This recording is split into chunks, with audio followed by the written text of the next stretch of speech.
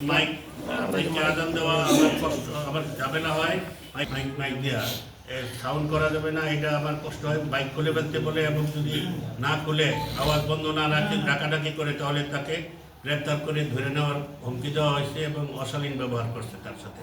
মঞ্জুর সাহেব কি বলছে বলেন। জি, আমি মোহাম্মদ রাকিবুল ইসলাম বাইতুল জান্নাত জামে মসজিদের আমি বাইতুল জান্নাত জামে মসজিদের ইমাম ও মুয়াজ্জিনের দায়িত্ব পালন করতেছি। তো সে আমাকে কল দেওয়া সকাল 6টা, 6:30, আরও বেশি 35-এর মতো বাজে। তো আমি মসজিদে ফুরকানের এলান দিয়েছিলাম যে ছাত্ররা তোমরা চলে আসো, বেশিক্ষণ লাগে না, সর্বোচ্চ 5-6 সেকেন্ড লাগে, তুই কথা বলে তো চলে আসো। তো আমি মাইক অফ করে দিছি। অফ করার 5-10 মিনিট পরেই সে আমার কল দিছে। কল দিয়ে বলতেছে তোমার মসজিদের মাইক কয়টা? আমি দিচ্ছি 4টা। আমার বাসা থেকে কোনো মাইক আছে? আমি দিচ্ছি হ্যাঁ অবশ্যই আছে, চারদিকে 4 মাইক তো দেওয়া আছে। আমার বাসার যদি যে মাইকটা, এই মাইকটা খুব আওয়াজ হয়, শব্দ হয়, তোমার যখন আজান দেয় ওই সময় খুব শব্দ হয়। আমি বলছি তাহলে কী করা যায়? তুমি সকালে অ্যালার্ম দাও আর আজানের সময় আওয়াজটা কমাই দেবা, নাহলে মাইকটা খুলে ফেলবা, তোমার এই আওয়াজের শব্দ দূষণ হয়।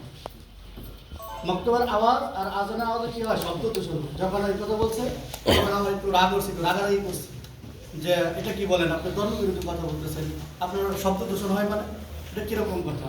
যখন এই কথা বলছি তখন বলতেছে তুমি যদি মাইক অফ না করো তাহলে তোমার ব্যাপারে আমি আইনি ব্যবস্থা নিই। তারপরে আমি বলছি যে ঠিক আছে আইনি ব্যবস্থা নিয়ে আলেমরা তো জেল খেতেই আসতেছে, খাটবো, আরও খাটবো, সমস্যা নেই। পরে বলতেছে তোমাকে আমি জেলের খাটার কথা বলি না, অন্যভাবে আইনি ব্যবস্থা নিই। তখন আমার এই ছেড়তে সে ফোন কেটে দেয়।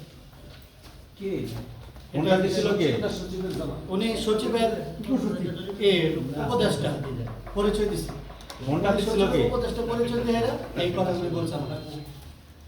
আসতে বলে এই আমার একটু কথা না হচ্ছে কি 26-27 নং ওয়ার্ডেই শুধু হয় না সারা সিটি কর্পোরেশনে উনি এরকম নিষেধ করে? না না, এই ওয়ার্ডে যেহেতু তার বাড়ি ওখানে, তার শ্বশুর বাড়ি ওখানে, সে ওখানে থাকে, এই জন্য সে মানে এরকম ওয়াজ মাহফিল হইতে দেয় না, মানে ফুরকানিয়া মক্তবে এলান করতেও দেয় না, আজান দিলেও তার কষ্ট হয়, ডিস্টার্ব হয়।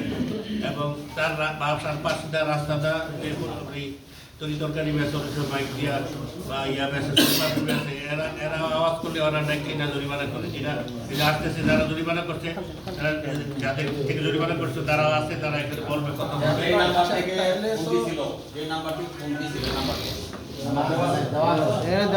এখানে আছে 01746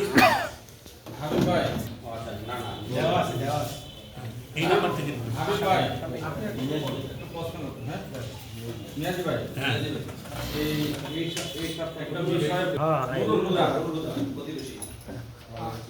আপনি একটা কথা বললেন যে ওই যে কাঁচা বাজারের তরকারি লোকজন এরাও নাকি মাইকিং করে চিল্লায় চিল্লায় বিক্রি করলে নাকি তাদেরকে জরিমানা করার ভয় থাকে।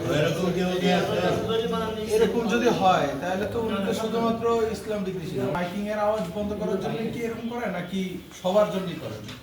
না, উনি যে ইফতেখার যে প্রশ্নটা করছেন, ঠিক আছে, ইসলাম বিদ্বেষী যদি বলাই হয় তাহলে তো সাধু করা অবস্থায় বাদ্যযন্ত্র বন্ধ করতে হবে, তাই না? উনি ইসলামের মধ্যে কি বলতে